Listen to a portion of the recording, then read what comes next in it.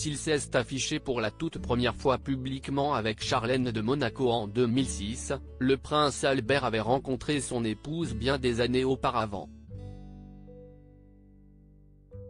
À l'époque, la nageuse sud-africaine avait immédiatement attiré le regard de l'héritier du trône monégasque. Sur Charlène et Albert de Monaco, tout a été dit. Alors que des rumeurs de rupture ont souvent été évoquées, le séjour prolongé de la princesse en Afrique du Sud en 2021 n'avait rien arrangé. Partie dans son pays d'origine pour des missions officielles qui devaient occuper 10 jours de son planning, Charlène de Monaco avait finalement quitté le Rocher pendant 7 mois, une situation inédite en principauté, où l'inquiétude est souvent montée autour de l'exil de la princesse. Incapable de rentrer à Monaco à cause de lourds problèmes de santé, Charlène n'avait pas caché souffrir du manque de ses enfants, les jumeaux Jacques et Gabriella.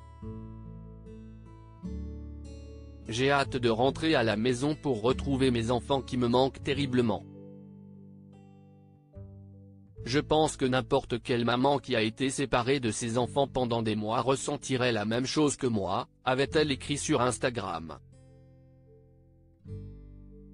De retour sur le Rocher en novembre 2021, Charlène avait finalement écourté les retrouvailles pour partir en convalescence dans un lieu secret, loin de ses enfants et de son mari.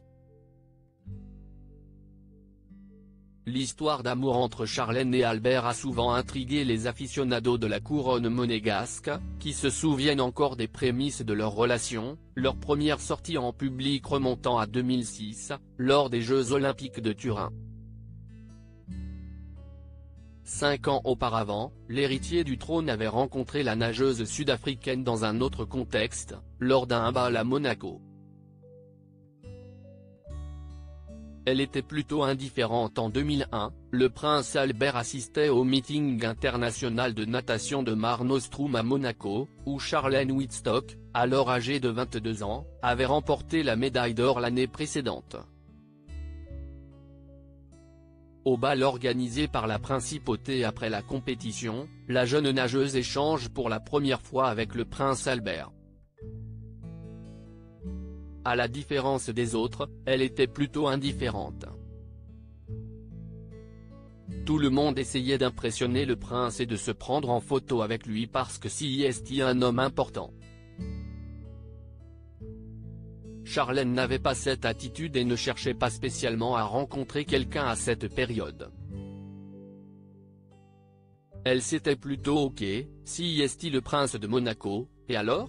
Ça a dû jouer, a confié l'ancien nageur Roland Schumann, d'après des images dévoilées par W9 pour le documentaire Albert et Charlène de Monaco, un couple dans la tourmente, diffusé ce mardi 3 janvier.